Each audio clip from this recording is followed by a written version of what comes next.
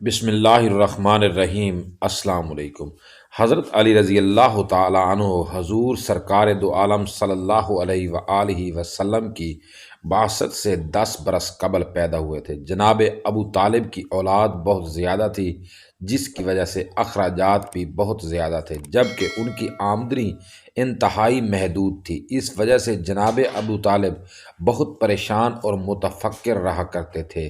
ایک مرتبہ مکہ مکرمہ میں قحط پڑا، جس سے تمام مکہ والے تنگ آ گئے۔ اس وقت حضور نبی کریم صلی اللہ علیہ وآلہ وسلم نے حضرت عباس رضی اللہ تعالیٰ عنہ سے فرمایا، چچا جان، آپ کے بھائی حضرت ابو طالب کا کنبہ کثیر ہے، اخراجات زیادہ ہیں اور آمدنی کم، ان کا وقت انتہائی تنگی و اسرت سے گزرتا ہے۔ مناسب ہے کہ ہم ان کی امداد کریں اور ان کے بوجھ کو بانٹ لیں۔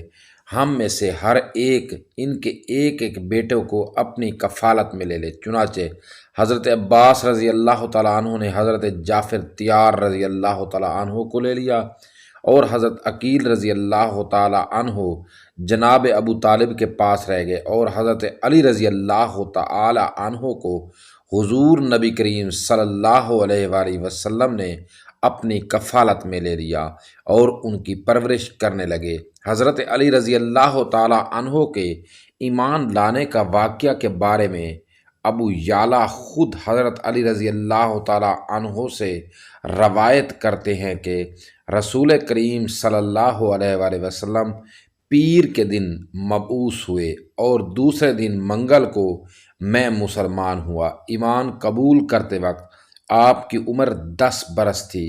اس زمن میں ایک روایت میں آتا ہے کہ چونکہ حضرت علی رضی اللہ تعالی عنہ حضور نبی کریم صلی اللہ علیہ وآلہ وسلم کے ساتھ ہی رہتے تھے، اس لیے دیکھا کہ حضور صلی اللہ علیہ وآلہ وسلم حضرت ام المومنین حضرت خدیجہ رضی اللہ تعالی عنہ عبادت میں مصروف ہیں۔ یہ دیکھ کر پوچھا کہ یہ کیا ہے؟ حضور صلی اللہ علیہ وآلہ وسلم نے فرمایا، یہ اللہ تعالیٰ کا دین ہے جس کو میں نے اپنے لیے پسند کیا ہے، اور تمہیں بھی اس کی دعوت دیتا ہوں کہ اللہ تعالیٰ کی وحدانیت کی گواہی دو۔ حضرت علی رضی اللہ تعالیٰ عنہ نے عرض کیا کہ میں نے کسی سے اس دین کے بارے میں نہیں سنا، اور میں اپنے والد جناب ابو طالب کے مشورہ کے بغیر کوئی کام نہیں کرتا۔ اگر آپ اجازت فرمائیں تو میں ان کے ساتھ مشورہ کر لوں۔ حضور صلی اللہ علیہ وآلہ وسلم کی یہ بات طے شدہ ہے کہ اگر تم اسلام قبول نہ کرو تو اسے کسی دوسرے کو بھی نہ بتاؤ۔ چنانچہ حضرت علی رضی اللہ تعالی عنہ نے اسی رات توقف فرمایا۔ اسی رات اللہ تعالیٰ نے ان کے قلب مبارک کو کھول دیا اور نور ہدایت کی روشنی عطا فرمائی۔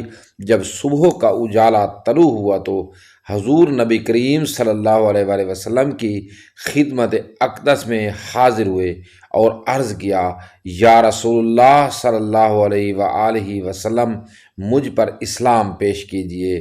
چنانچہ کلمہ اسلام پڑھا اور مشرف با اسلام ہو گئے۔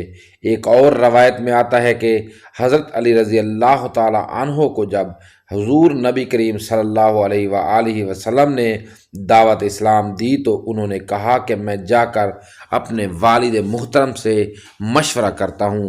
ابھی چند قدم ہی گئے تھے کہ دل میں خیال گزرا کہ مجھے میرے والد کی نصیحت تھی کہ تمہیں جو بات بھی محمد صلی اللہ علیہ وآلہ وسلم کہیں اسے ضرور قبول کرنا۔